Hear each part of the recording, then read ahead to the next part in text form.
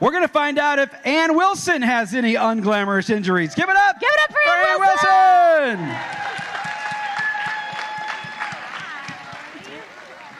Welcome. Thank you. We're How so are you glad guys? you're here. I'm so glad to be here. This is so fun. Are you guys excited that Ann's here?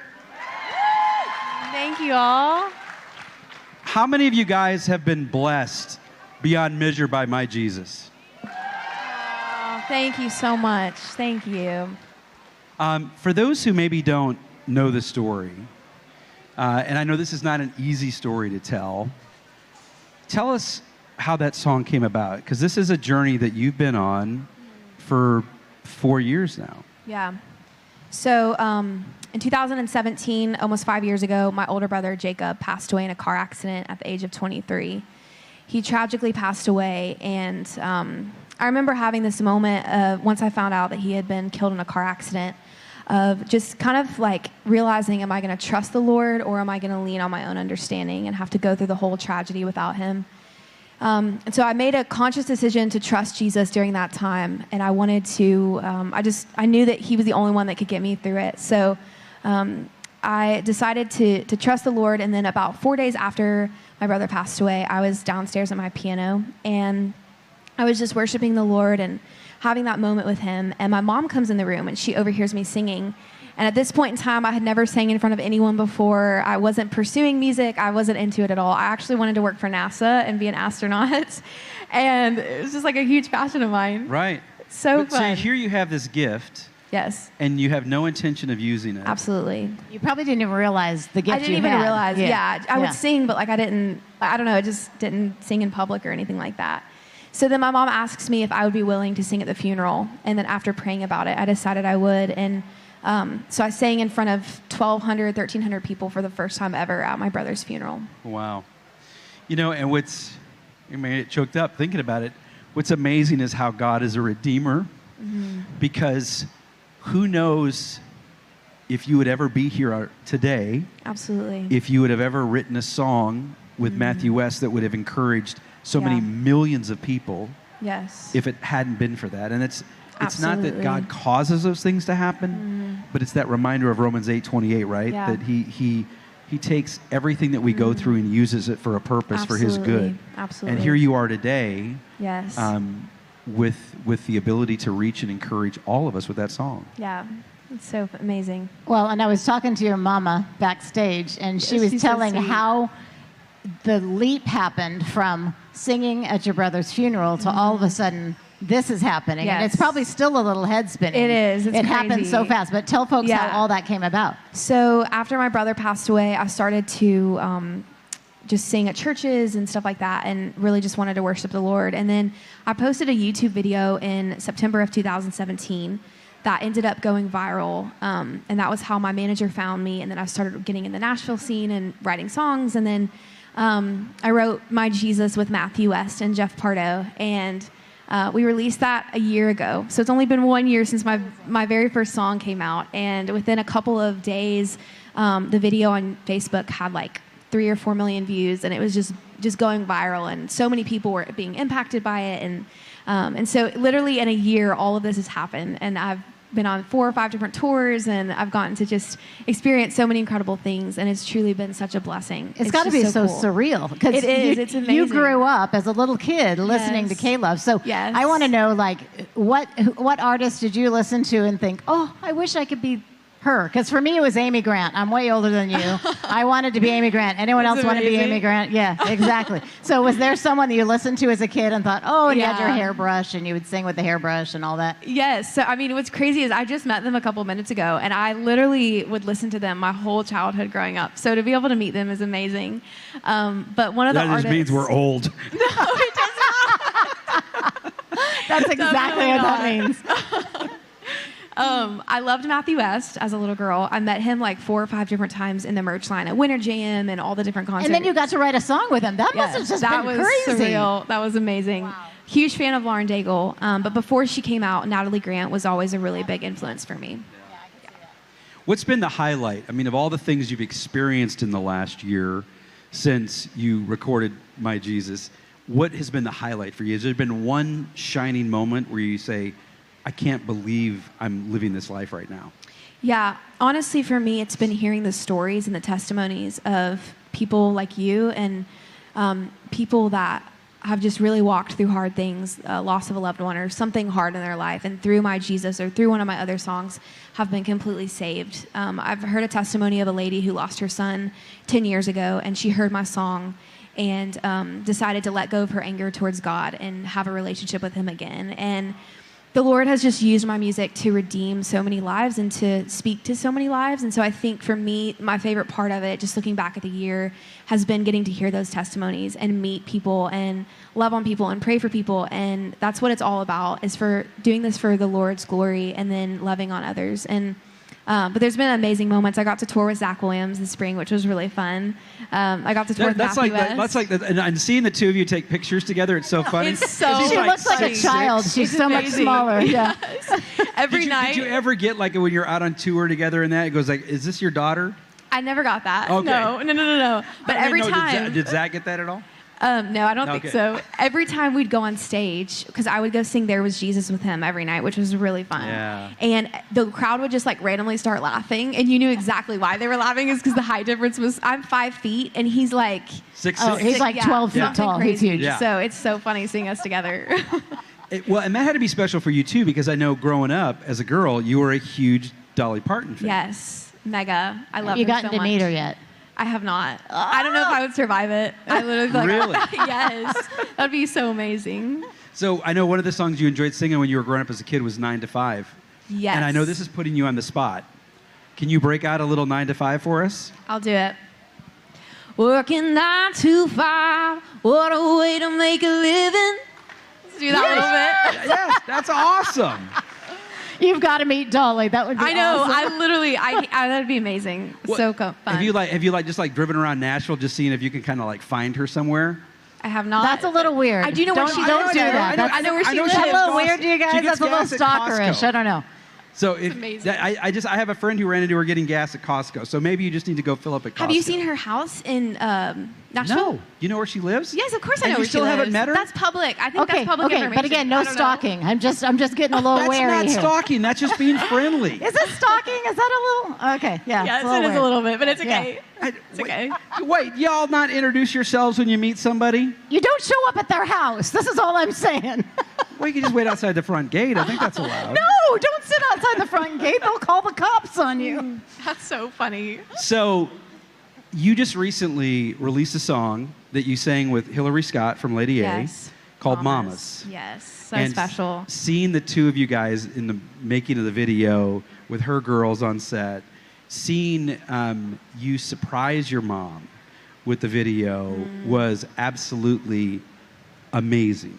Thank you. Getting to share about your mom in a song. Yes. I understand, however, that didn't go over very well with your mom. She was so mad Big at me. surprise. Yes. She walked in the music video and the room, and she thought she was coming for a photo shoot for Mother's Day. She walks in, I'm like, Mom, come with me. And I take her to the chair and I sing the song to her. And then she hugs me at the end of it and she was like, why in the world did you do this to me? And she was so mad the rest of the day. She was in the worst mood. She's here, isn't she? Yeah, I think we're going to need Where's to make she her at? at least Where is wave. she? Where is Come on, she? Mama. Come on, Mama. Where are you? Do we find her? Is she hiding? Oh, There she is. your I think dad's she pointing her is. out. Right here. We were going to bring her She's up the on best. stage, and then Ann is like, no. I'll be in I trouble can't with do my that mom. to her. So we won't But she's do that right to there, you. and she's precious. But the relationship between the two of you is so evident in that video. It's just thank so you. beautiful. She is such a big inspiration for me. I love my mom. That's awesome. I know you have your own KLOVE story after you guys lost Jacob of Yeah. how the right song played at the right time. I was Yeah. hoping maybe you could share your own story. Absolutely. The day after my brother passed away, we were on the way to the towing company to take a look at my brother's truck and see the damage that had been done. And as we were on our way there, we stopped at McDonald's. My dad went and got his Diet Coke that he gets like 5 times a day. He's a huge Diet Coke person, and he goes to McDonald's every day of his life. And we pull in the parking lot, and my mom and me and my sister are in the car. And my mom just kind of almost like took a leap of faith and decided to turn on KLOVE. And the first song that comes on, as soon as we turned it on, was Even If by Mercy Me. And we had never heard that song before. We were just suffering so much in that time. We were just grieving so much. And those words just like penetrated our hearts, and it was just so much what we needed in that moment. It was so amazing, and I just remember that song was such like an anchor for us over the next 6 months, and it got us through so many moments. And that's another reason why KLOVE has such a big impact on people, is it meets you in those moments that you're not expecting. There's been so many other times too where I've been in the car and I've turned on KLOVE and it's been exactly what I needed to hear. So amazing. Well, and that song, Even If, so perfect for what you guys are facing, beautiful. because Yeah. when we go through tough times, we want God to answer the prayer that we're praying in the way that we want it to be answered, and that's not always the way it goes. Absolutely. And I'm sure you guys were very confused and had a lot of questions, but I love the message in that song being, even if things don't go the way that I think they should go, I still know that God is good, and I'm still going to trust in who I know him to be, even if nothing makes sense. Yes, it's so good. Amen. What was it like for you, having grown up listening to KLOVE, having your own moments with KLOVE, hearing your song for the very first time play on KLOVE? It was so insane. I was in the airport picking up my mom, and I turned on, I saw My Jesus on the screen, and I was like, oh my goodness, this is the moment. And I turned it up really loud, and I just began to weep because I just thought about all the times that I've had with just listening to KLOVE as a little girl, and then just kind of what you said earlier, like if my brother hadn't have passed away, I wouldn't be in this moment, and I wouldn't be hearing this song. So it was a surreal moment for me. It was really special. There's some little girl that's going to have that same experience, having listened to your music. That's so sweet. God's going to do that through your music too. I love that so much. So your latest single, Sunday Sermons, is one that I think takes us back, a lot of us back to church and some of the messages that we heard. Was there one particular message? Because you bring fire. It's like I can almost see like preaching when you get up there and you sing that song. Oh. Is there one message that really stood out as you wrote that, when you thought about that? Yeah, I think for me, there's been so many moments that I grew up in church in a Christian home, but I didn't fully come to know the Lord until much later in my life. And I was in 7th grade when I had that moment of just fully realizing that I could have this personal relationship with the Lord.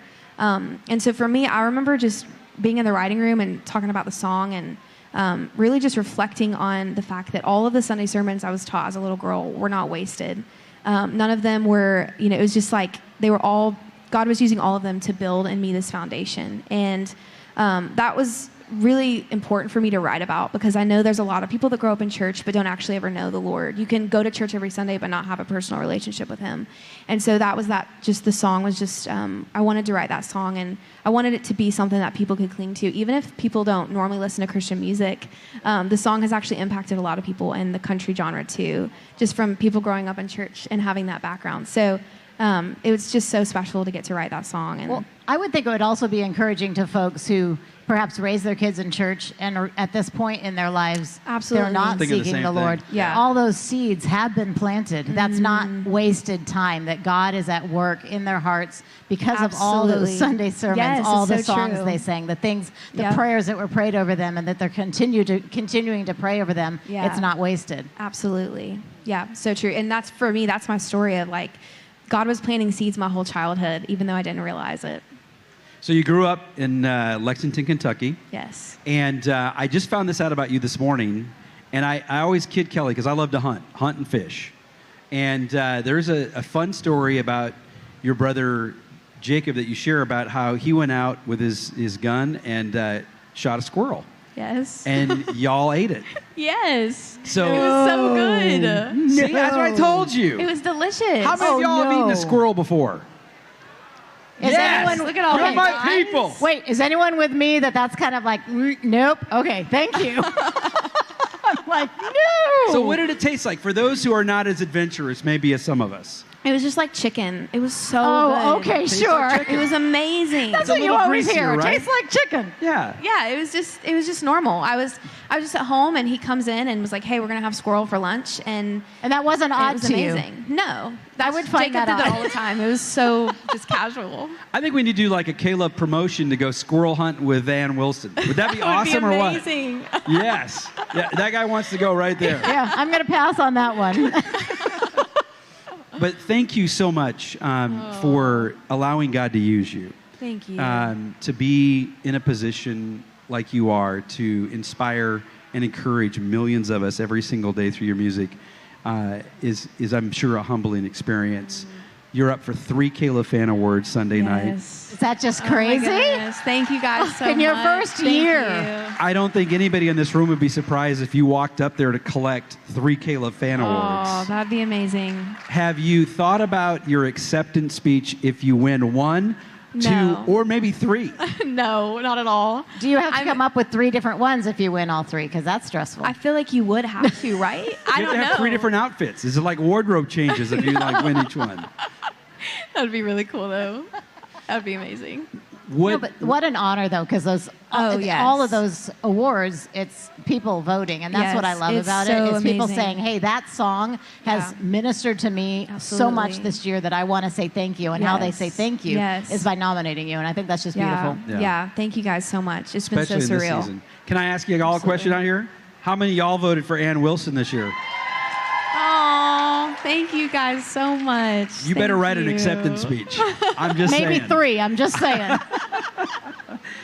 Guys, Ann Wilson. Thank you all. Thank you guys so much. This was awesome. Thank you guys. I love you all. Thanks.